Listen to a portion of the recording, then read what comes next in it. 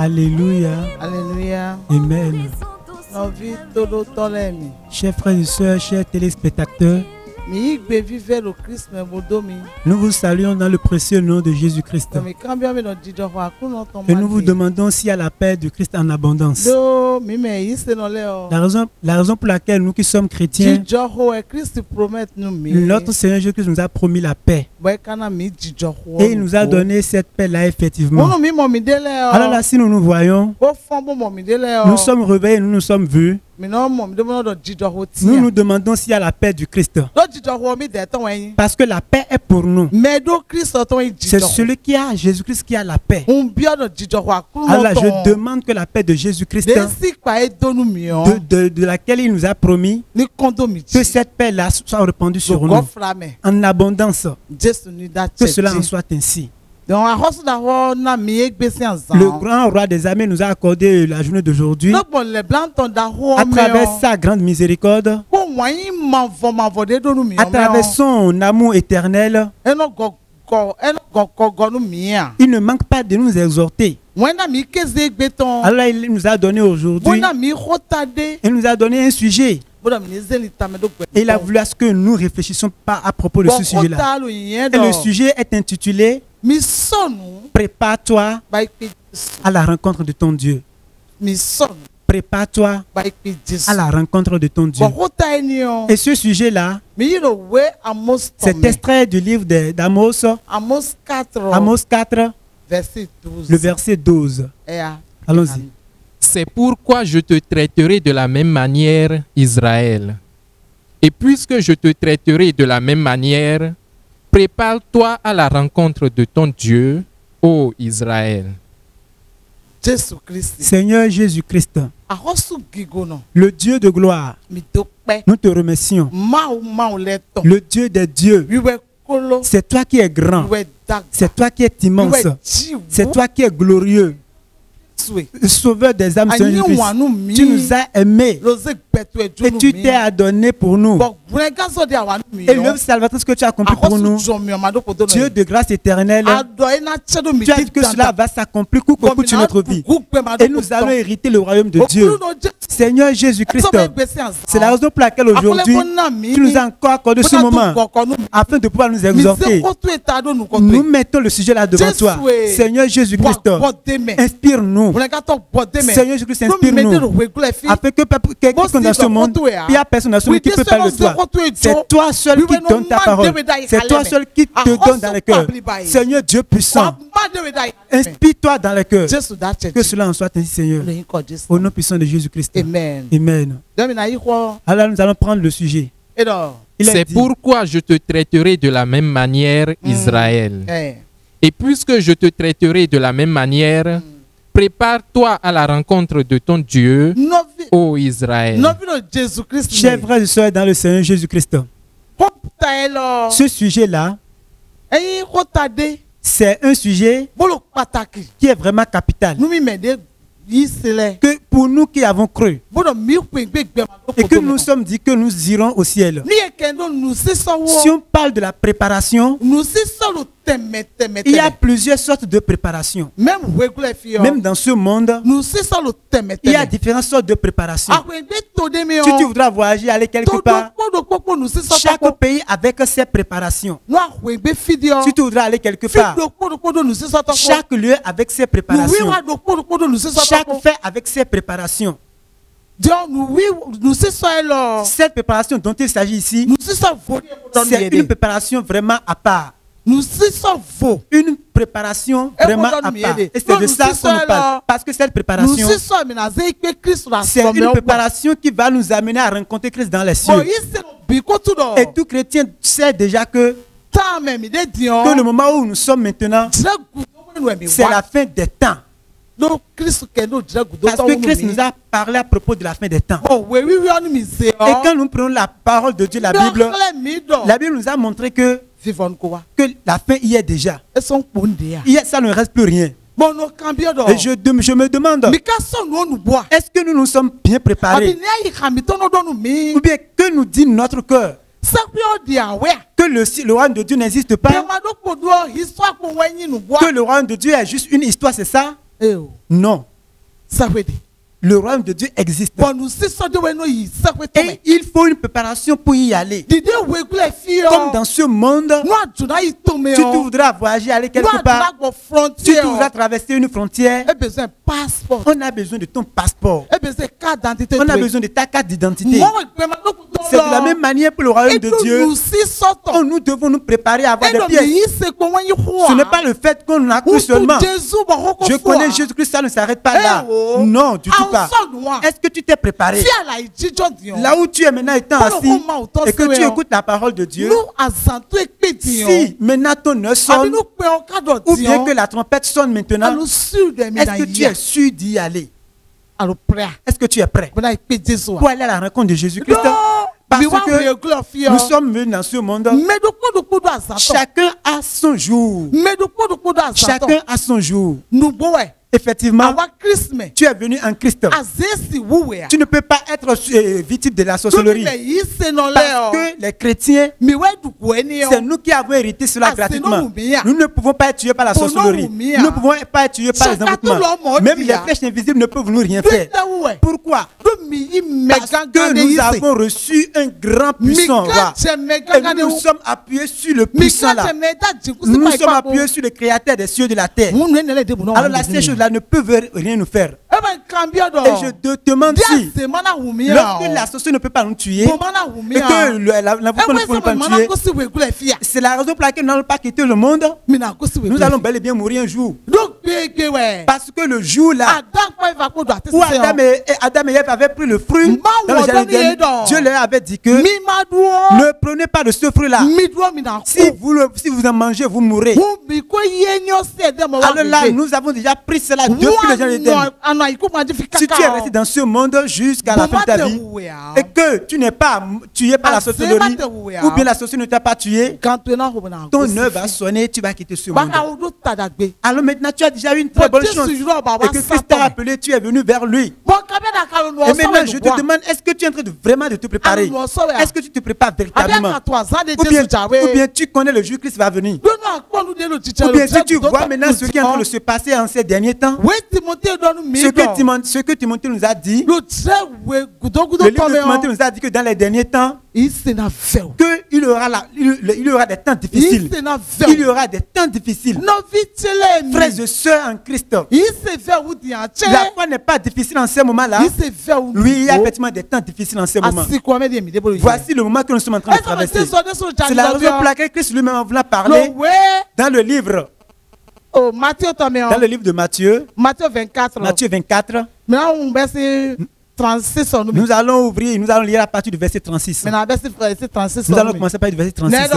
Pour ce qui est du jour et de l'heure, personne ne le sait, ni les anges des cieux, ni le Fils, mais le Père seul. Arrêtons là. Il est dit que l'avènement de Jésus-Christ, que nul ne le connaît le jour de son avènement. Seul le Père le connaît. Frères et sœurs en Christ, peut-être que tu te demandes quel serait le jour de ta mort. Comment est-ce que tu sais le jour où tu vas mourir? Pourquoi tu te négliges comme cela? Ou bien tu ne crois plus au royaume de Dieu? Tu ne crois plus que le royaume de Dieu existe? Tu ne crois plus qu'il y a... Est-ce que tu crois effectivement qu'il y a l'enfer? Est-ce que tu connais le jour que tu as eu pour venir dans ce monde? On parle naïvement avec son frère ou bien sa soeur. On s'en va se coucher puis on ne se réveille plus. Est-ce que tu le sais, mon frère, ma soeur? Et comment tu voudras quitter ici? Est-ce que tu as le souci par rapport à ta vie? Ou bien le fait que tu aies cru cela suffit, c'est ça? Non, du tout pas. Réfléchis par rapport à ta vie. Parce que cela semblerait-il que dans ce monde, le cœur de bon homme de chrétien s'est apaisé. Parce qu'il y a déjà le refroidissement spirituel. On dit que ce n'est pas le jour où je l'ai dit que je vais mourir. Et on dit, mais qui d'ailleurs même ira au ciel? Est-ce que le royaume de Dieu, le ciel est effectivement? Oh frères et sœurs dans le Seigneur, ce refroidissement qui est venu dans la foi, que le sang de la nouvelle alliance le neutralise, que la puissance de la résurrection le détruise. Allons-y. Ce qui arriva du temps de Noé arrivera de même à l'avènement du Fils de l'homme.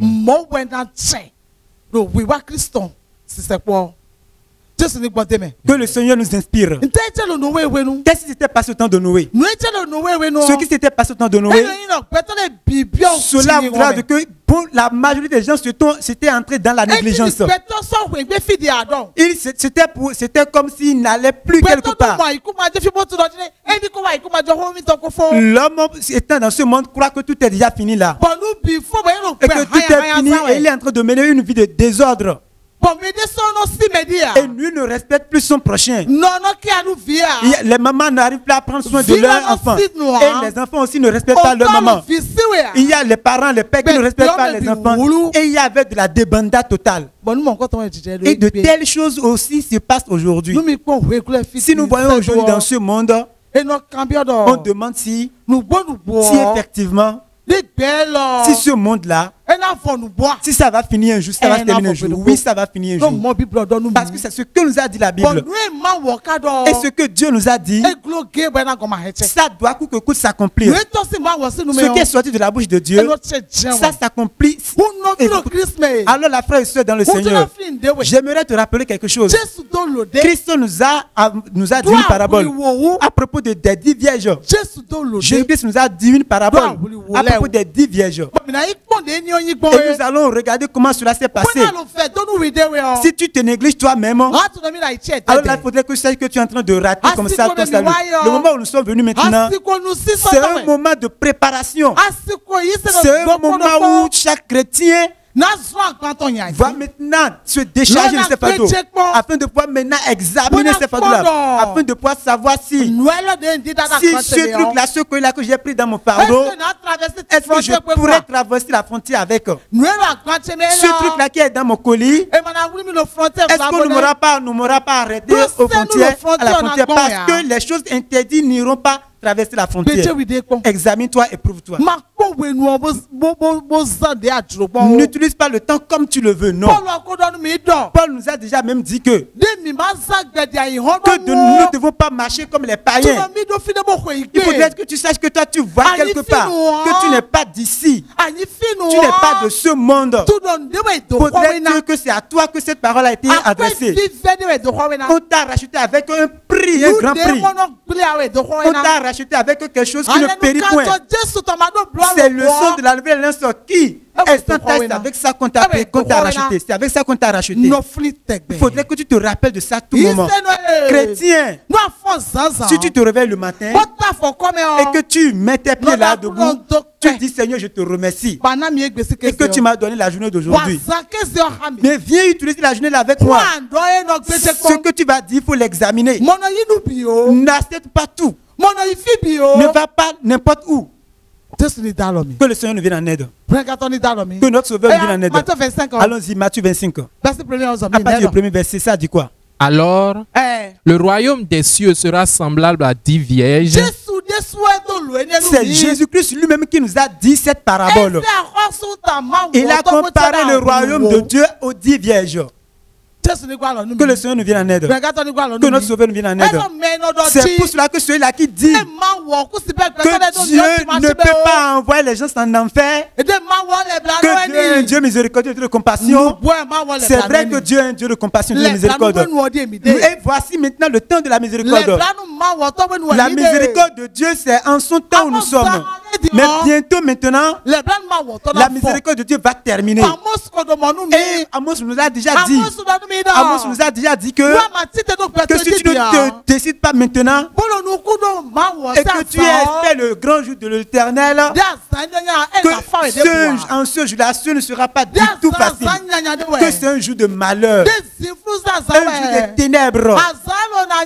Ce ne sera pas bon ce jour-là. Ce serait si dur. Et qu'une mère aurait maintenant à mettre son enfant à l'envers au dos, frère et soeur dans le Seigneur. Toi qui es en train de t'amuser, de s'amuser avec ta vie, tu dois maintenant prendre sérieux ta vie spirituelle. Et maintenant tu as le goût du monde. Tu as aimé le monde comme cela. Et que maintenant tu négliges la parole de Dieu.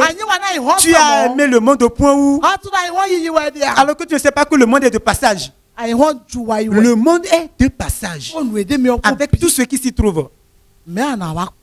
Et à la fin, quelle sera ta fin? Si tu t'y accroches au monde et que tu dis que tu ne vas pas abandonner le monde est de passage avec ce qui est dans le monde. Maintenant, qu'en sera-t-il de ta fin alors? Maintenant, réfléchis par rapport à ta vie. Le pécheur n'ira pas au ciel. Le pécheur n'entrera pas. Je vais finir avec le vol. Alors, il y a encore la fornication qui est là. Ce n'est pas une raison pour que tu hérites le royaume de Dieu. Ça, ce n'est pas les préparations. Ce n'est pas parmi les préparations déjà. Non, du tout pas. Ce n'est pas ceux qui ont refusé, non. Ce n'est pas celui-là qui a emprunté la marche spirituelle, le chemin de vie, non. Ce n'est pas de lui qu'on parle. Celui-là qui est allé jusqu'à la fin, celui qui a vaincu. Parce que les 10 vierges, elles étaient 10. Et tous ensemble, elles avaient commencé la marche. Qui, allons-y, ayant pris leur lampe, allèrent à la rencontre de l'époux. 5 d'entre elles étaient folles et 5 sages. frères et sœurs dans le Seigneur, comment ces folles-là agissent-elles? Et je me demande que pourquoi on doit avoir des vierges folles dans la foi? Parce que dans les églises, si on voudra prêcher, tout le monde s'asseye. Et le prédicateur se plante debout et lui prêche. Et tout le monde écoute la parole de Dieu. Mais pourquoi y a-t-il encore des vierges folles parmi les gens? Pourquoi il y a des sages et il y a encore des folles? Pourquoi? Les folles, quand elles entendent la parole de Dieu, elles le laissent là où elles ont entendu. Elles ne disent rien, que rien n'est si dur comme ça, qu'il n'y a rien n'est si dur comme ça. Quand les folles entendent la parole de Dieu, pour s'asseoir et réfléchir par rapport à la vie spirituelle, afin maintenant de se demander cette parole que je viens d'écouter, moi je suis à quel niveau? Elles en sont incapables. Elles en sont incapables. Et c'est la raison pour laquelle elles sont folles. Elles ne savent plus que maintenant, lorsqu'on vient auprès de la parole de Dieu, il y a une puissance que Jésus-Christ lui-même appelle de ça. Il a dit, celui qui m'a reçu, celui qui a cru en moi, qui a un pouvoir qui va le donner, afin qu'ils deviennent enfants de Dieu. Les folles n'ont pas cherché à comprendre ce pouvoir. Ils n'ont pas cherché à avoir ce pouvoir-là. Ils sont déjà enfants de Dieu. Et Jésus-Christ ne peut pas le jeter en enfer. Et nous allons au ciel comme ça. Dites gloire à Dieu, gloire à Dieu, gloire à Dieu seulement. Ils sont manqués de cette puissance-là. La puissance pour devenir enfant de Dieu. Ils ont manqué de cette puissance. Ils ont mis en oubli la parole de Jésus-Christ. Jésus-Christ a dit, vous connaîtrez la vérité et la vérité vous affranchira. Ils n'ont pas connu la vérité. Ils n'ont pas cherché à connaître cette vérité-là. Alors qu'elles se sont assis auprès de la vérité. Pourtant, elles ne la connaissent pas. Elles ne la comprennent pas. Que le Seigneur nous en épargne. Que notre Sauveur nous en épargne. Que la résurrection nous en épargne. Allons-y. Les folles, en prenant leur lampe, ne prirent point d'huile avec elles. Mais les sages prirent avec leur lampe de l'huile dans des vases. Ils ont dit que lorsque les sages ont pris la lampe, elles ont aussi pris de l'huile dans ces lampes-là. Est-ce que tu as l'huile là, mon frère? Est-ce que tu as reçu l'Esprit de Dieu? Est-ce que tu as l'Esprit de Dieu en toi? Parce que Christ a dit qu'il nous est avantageux à ce qu'il s'en aille. S'il s'en va, qu'il va envoyer un autre consolateur. Et c'est lui qui va venir afin de pouvoir nous tenir la main. C'est lui qui va venir afin de pouvoir nous conduire dans la lumière. Celui qui va venir afin de pouvoir maintenant nous transformer, nous travailler. Celui qui va venir afin de pouvoir faire de nous le temple de Dieu. Celui qui va venir et notre vie va changer. Il n'est pas question de croire seulement, non. On va à l'église tout pendant, non, pas du tout. Non, on se déclare, on se proclame chrétien, non, ça ne serait pas là. Où sont les fruits de ta foi? Les œuvres de ta vie spirituelle. C'est de ça qu'on parle. Est-ce que tu as l'esprit de Dieu? Est-ce que tu as l'esprit de Dieu en toi? Si tu n'as pas l'esprit de Dieu en toi, Romain t'a déjà repris. Il a dit que celui qui n'a pas l'esprit de Dieu, qu'il n'est pas enfant de Dieu. Tu n'es pas parmi les enfants de Dieu. Tu n'es pas parmi les enfants de Dieu. Tu vas adorer Dieu verbalement seulement. Tu vas l'adorer juste à la bouche, avec la chair physiquement. Et quand le jour va venir, le Christ va te dire qu'il ne te connaît pas. Matthieu 7, 21. Est-ce que tu oublies ce passage-là? Nous allons lire ce passage-là. Lisons ce passage. Est-ce que tu oublies ce que nous dit le texte là? Ce n'est pas au païen que ce passage a été adressé. Mais à qui cela a été adressé? Allons-y. Ceux qui me disent Seigneur, Seigneur, n'entreront pas tous dans le royaume des cieux. Il a dit que ce n'est pas ceux-là qui sont habillés, qui sont allés à l'église, ce n'est pas d'eux qu'on parle. Ceux-là qui disent Seigneur, j'ai cru en Jésus-Christ, je suis enfant de Dieu. Il a dit que ce n'est pas d'eux qu'on parle. Mais celui-là seul qui fait la volonté de mon Père qui est dans les cieux. Celui qui a fait la volonté de Dieu. C'est d'eux qu'on parle. Cela est impossible que l'homme de lui-même parvienne à faire la volonté de Dieu. Parce que l'homme est né entièrement dans le péché. C'est la raison pour laquelle Paul, en voulant dire, il a dit que je connais le bien, mais je ne peux le faire. Il n'est pas, le bien n'est pas en moi. La raison pour laquelle j'ai été vendu au péché. Et toi, tu es venu dans la foi. Tu n'as jamais lu cela. Et là où Paul a pris part, et que le Saint-Esprit s'est pénétré, tu ne l'as pas compris. Tu n'as pas cherché à comprendre cela. Et tu te crois aller au ciel. Du tout pas, ne te trompe pas. Ne te trompe pas. Ne te trompe pas. Aie de soucis par rapport à ta vie. Parce que les vierges, lorsqu'elles se sont négligées et que le jour est venu et que l'heure est sonnée, on leur a dit maintenant oui, levez-vous. Le pouet est arrivé. Le pouet à la porte, ils ont dit que leur lampe s'était éteinte. Et maintenant les femmes, elles ne savaient plus quoi faire. Maintenant, on s'était rendu, elle s'était rendue chez les sages. Et elle les avait dit, donnez-nous un peu de votre huile. Et c'est en ce moment-là qu'elles vont chercher l'huile. C'est au moment où nous sommes maintenant. En ce moment où nous sommes, il y a beaucoup de chrétiens qui se sont déjà allés se coucher. Ils ont déjà laissé tomber. La raison pour laquelle ils croient que quelque chose est venu dans le monde. Que ce qui est venu dans le monde, qu'il s'agit de la pandémie, et que nous devons s'asseoir et réfléchir et dire qu'est-ce qui voudra maintenant arriver.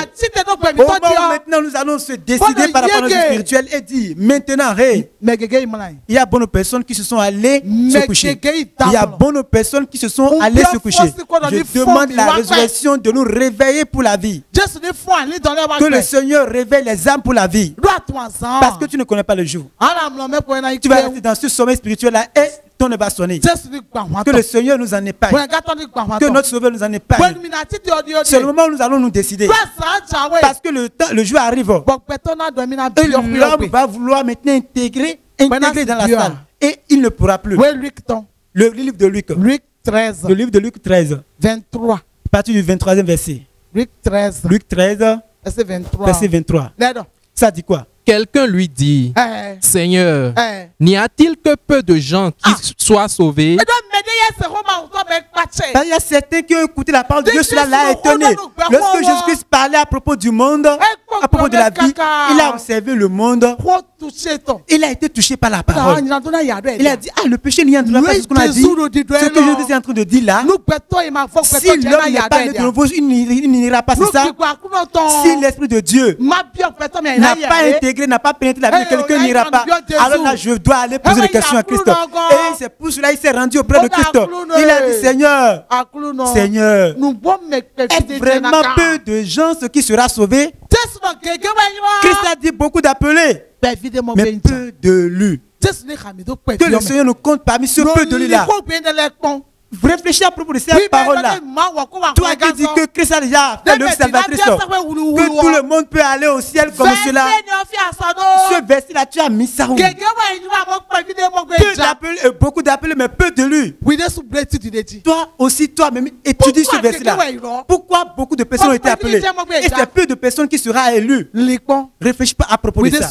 Toi-même, il faut réfléchir à propos de ça. Qu'on ne peut appeler beaucoup et que c'est juste un peu qu'on malgré qu'il soit un sauveur, et il a fait il a accompli le salvateur pour tout le monde. Mais pourquoi va-t-il dire que c'est beaucoup qu'il a appelé maintenant que ce sera peu qu'il va élire? Maintenant c'est ton cadeau, il faut réfléchir par rapport à ça dans la journée. Réfléchis par rapport à ça. Et je demande au Seigneur Jésus-Christ, au moment où tu vas s'asseoir pour pouvoir réfléchir à propos de ça, que l'Esprit Saint te pénètre, te rencontre, que le Seigneur l'accomplisse. Allons-y dans la lecture. Il leur répondit, efforcez-vous d'entrer par la porte étroite. Que le Seigneur nous inspire. Lorsque l'homme avait posé une question à Christ, qu'il n'y aura que peu de gens qui entreront dans la maison, il lui avait répondu, efforcez-vous de s'efforcer et d'entrer par la porte étroite. Pourquoi? Car, je vous le dis, beaucoup chercheront à entrer et ne le pourront pas. Ils ne le pourront pas. Beaucoup de personnes chercheront à entrer et ils ne le pourront pas. Parce que ces fardeaux sont de trop. L'ennemi a chargé l'homme. Le diable en voulant voler, il te conduit. En voulant forniquer, c'est toi, il te conduit. En voulant voler, c'est toi, il te conduit. Alors la frère et ceux dans le Seigneur, réfléchis par rapport à ta vie. Entre en toi-même. Ne permets pas à ce que l'œuvre rédemptrice de Jésus-Christ, la richesse qui en émane, que tu sois épanoui. Parce qu'il y a une richesse dedans pour toi. Il y a une richesse dedans pour ton âme. Et je demande au sauveur des âmes que la richesse qui se cache dans l'œuvre rédemptrice, la vie qui s'y cache, que cette vie nous remplisse. Au nom puissant de Jésus-Christ. Amen. Amen. Seigneur Jésus-Christ, Dieu de grâce, nous te remercions. Seigneur, s'il s'agit d'une semence, tu as déjà ensemencé ça. Seigneur Jésus-Christ, arrose-la. Que la vie qui s'y émane, que cette vie j'aime dans le cœur. Seigneur, que cela soit ainsi. Au nom puissant de Jésus-Christ. Amen. Amen.